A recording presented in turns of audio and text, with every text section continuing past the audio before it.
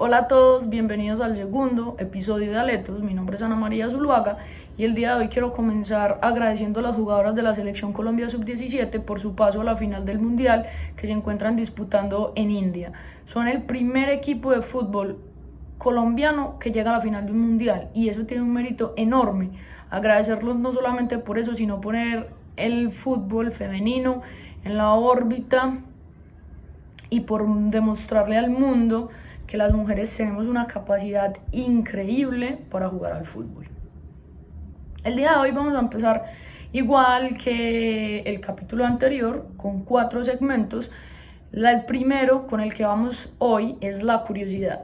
La curiosidad que les traigo hoy es el gol más rápido de la Champions. El gol más rápido de la Champions se hizo el 7 de marzo del año 2007.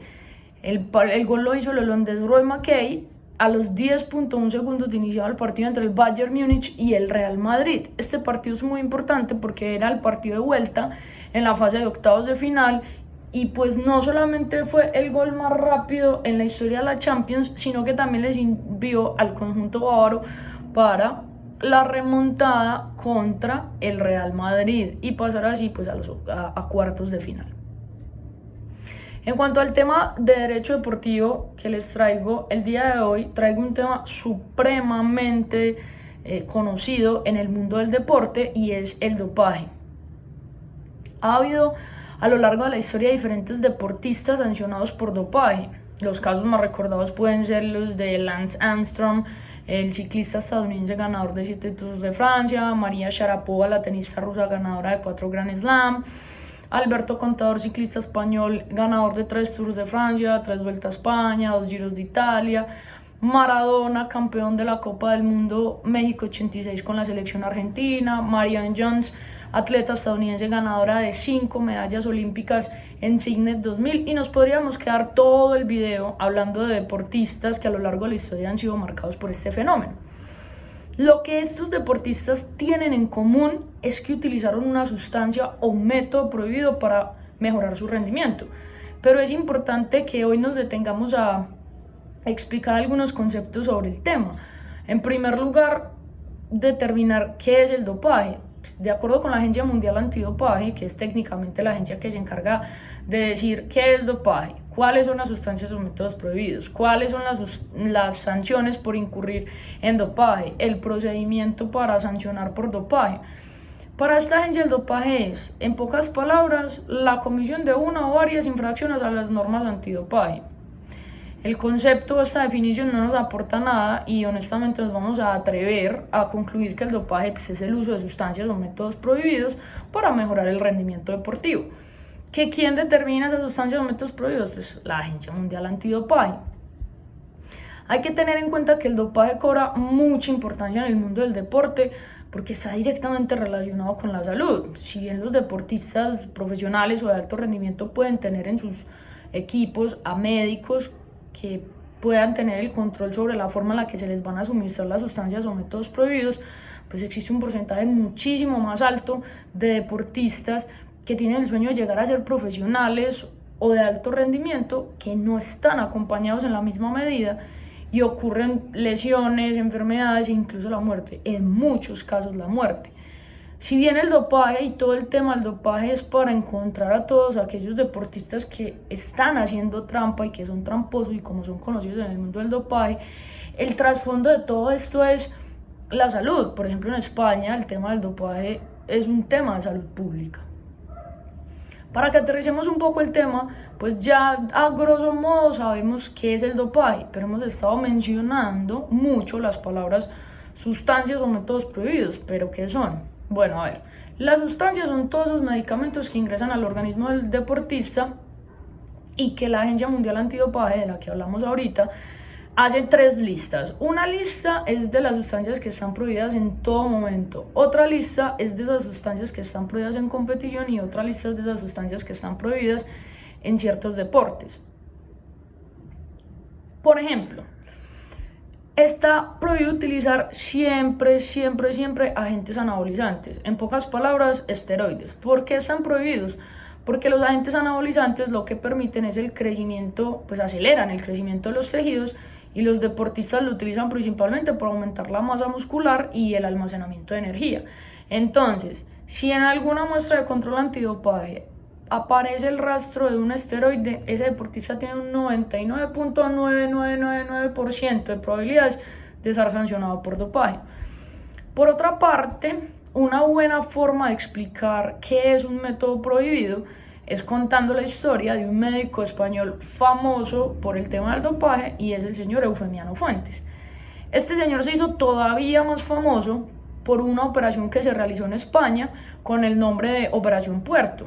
Como se tenían muchas sospechas de que el señor tenía una participación gigante en el dopaje y que contaba con una clientela de deportistas de diferentes áreas como ciclistas, tenistas, futbolistas y atletas, pues el señor Eufemiano Fuentes utilizaba un método que era la transfusión o la autotransfusión.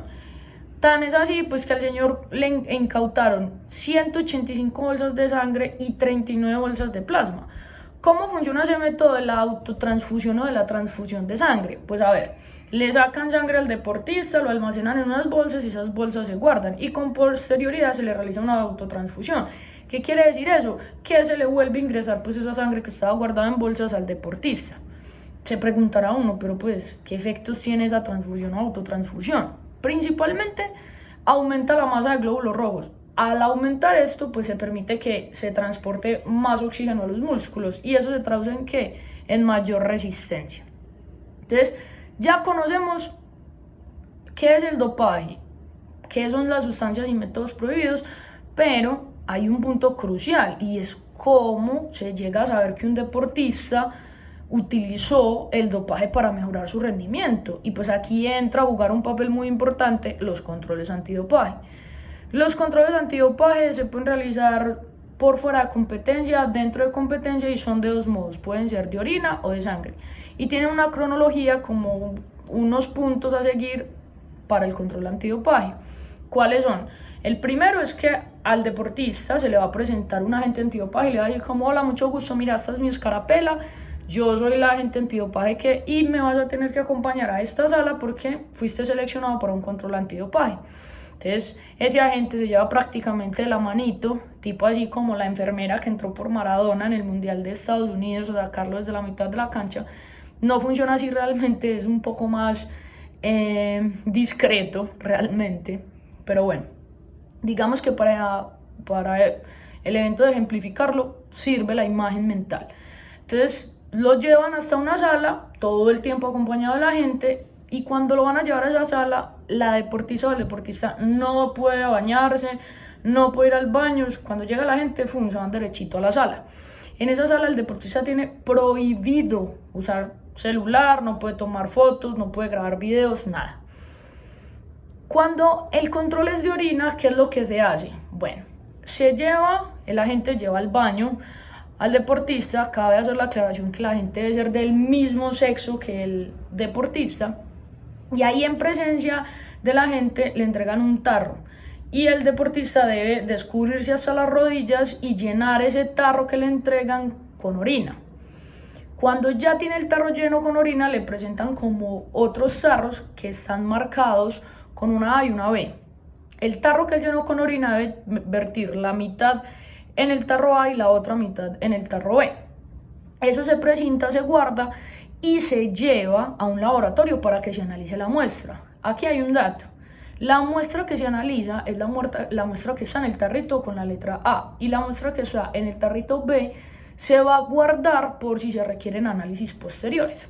En el caso de una prueba antidopaje, de un control antidopaje de sangre, pues digamos que funciona exactamente igual, solo que en este caso el deportista lo que va a escoger no son unos tarritos, sino como un material de extracción para el tema de la sangre, y ya luego se va a guardar A y B, se le va a hacer solo la muestra A, la B se va a guardar por si se requieren hacer análisis posteriores. Entonces funciona, de ahí en adelante funciona exactamente igual, tanto de orina como de sangre. Así, a rasgos generales, este es el recorrido para llegar a los titulares de noticia que conocemos todos y por los que sabemos que los deportistas se doparon y son sancionados. Pero antes de finalizar el tema de derecho deportivo de hoy, quiero comentar la noticia de Nairo Quintana, el ciclista colombiano al que le quitaron los puntos obtenidos este año en el Tour de Francia por dar 2 veces positivo por tramadol. ¿Por qué en el caso de Nairo no se habló de dopaje? Como lo explicamos al principio, la Agencia Mundial Antidopaje realiza 3 listas: sustancias o métodos prohibidos que estén prohibidos en todo momento, los que están prohibidos solo en competición y los que están prohibidos en ciertos deportes. ¿Qué pasa? El tramadol no hace parte de ninguna de estas 3 listas, pero la UCI, que es la Unión de Ciclistas Internacional, prohibió el uso del tramadol en las competencias hechas por ellos desde el año 2019. Es decir, la sanción de Nairo es por incumplir el reglamento interno de la UCI, no por haberse dopado. En el caso de que el tramadol se encontrara en alguna de esas 3 listas de las sustancias o métodos prohibidos por la Agencia Mundial Antidopaje, la sanción de Nairo podría haber sido de 2 a 4 años y no podía participar en ninguna competición de ciclismo. En cuanto al tercer segmento, que es la historia de un deportista, hoy la historia no solamente es para conocer un deportista de un deporte fantástico, sino también para dar un reconocimiento como a una de las historias más importantes de la ruptura de la barrera racial. Hoy nos vamos a detener a hablar de Jackie Robinson. El 15 de abril de este año, el 2022, se cumplieron 75 años del debut más importante en la historia del béisbol y uno de los hitos más notables en la historia contemporánea de Estados Unidos. Ese día es el día conocido como el día de Jackie Robinson, pero pues, ¿quién es este personaje? Nada más ni nada menos que el primer jugador afroamericano en debutar en las ligas mayores de béisbol de Estados Unidos. Jackie nació por allá el 31 de enero de 1919 en Cairo, Georgia, Estados Unidos, y el debut en las grandes ligas se dio porque el copropietario, presidente y gerente general de los Dodgers, que en ese momento eran de Brooklyn, decidió que era hora de acabar pues con ese apartheid horrible que había en el béisbol de Estados Unidos. Entonces lo sometió a una prueba de resistencia, pero no una prueba de resistencia física, lo sometió a una prueba de resistencia a abusos a las que Jackie Robinson iba a ser sometido durante los partidos. Por allá el 23 de octubre de 1945, oficialmente Jackie Robinson firmó por los Dodgers, pero lo asignaron a la sucursal que tenían en los Royals de Montreal para la temporada de 1946. En esa temporada la descoció toda y él bateaba a punto .349 con 40 robos, 92 boletos y 113 anotadas. Los Royals evidentemente quedaron campeones de la liga por 18.5 juegos y conquistaron el campeonato ganando la final en 5 juegos. Por esa actuación estelar que Jackie tuvo en esa temporada con los Royals, pues los Dodgers lo llaman el 15 de abril de 1945 y juega contra los Braves de Boston en un triunfo 5-3 de los Dodgers.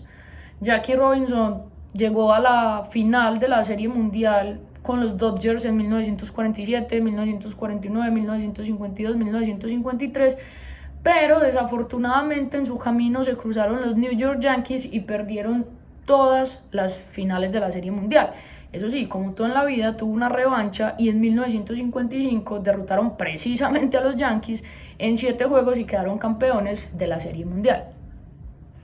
Como dato curioso dentro de la historia de Jackie Robinson, en 1997 se celebraba el 50 aniversario de esa ruptura de la barrera racial que se dio con su debut en el béisbol, y el comisionado, que es como la figura más importante dentro del deporte de los Estados Unidos, anunció que el número 42 que utilizaba Jackie en el uniforme iba a ser retirado de por vida en el béisbol, aunque para ese momento le dieron la oportunidad a todos los jugadores que lo estaban utilizando que lo utilizaran hasta que se fueran a retirar.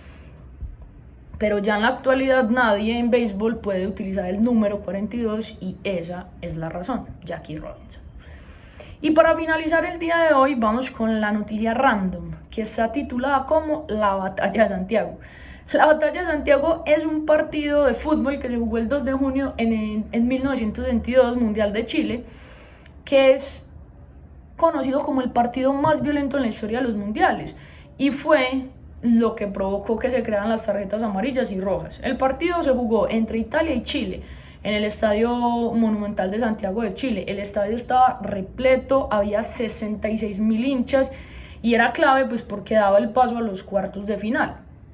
Todo empezó a los 7 minutos cuando un defensor italiano le hizo una falta criminal a uno de los chilenos, y a pesar de que no había tarjetas, entonces no se expulsaban jugadores, el árbitro le mostró por allá el camino a los camerinos al jugador italiano. El jugador italiano estaba que no se quería ir de la cancha, entonces a los carabineros, los policías que se encuentran alrededor de la cancha, les tocó entrar a sacarlo y llevarse al jugador italiano. En el partido hubo de todo, hubo patadas, puños, se rompieron narices, hubo de todo. Lo terminó ganando Chile 2-0, pero el árbitro propuso la adopción de las tarjetas amarillas y rojas pues, para controlar las faltas. Y esta norma empezó a aplicar a partir del Mundial de Inglaterra en 1966. Por hoy, eso es todo en el segundo capítulo de Aletos. Muchísimas gracias por estar acá y por ver, y espero que les haya gustado muchísimo los temas que trajimos el día de hoy. Para el capítulo número 3 de Aletos, voy a tener en cuenta a una gran amiga mía que me dio la idea de realizar un capítulo acerca de el tema de derecho deportivo, de quiénes son los deportistas profesionales y quiénes son los deportistas amateur y cómo se puede hacer esa diferenciación, o sea, cómo se llega a saber quién es amateur y quién es profesional.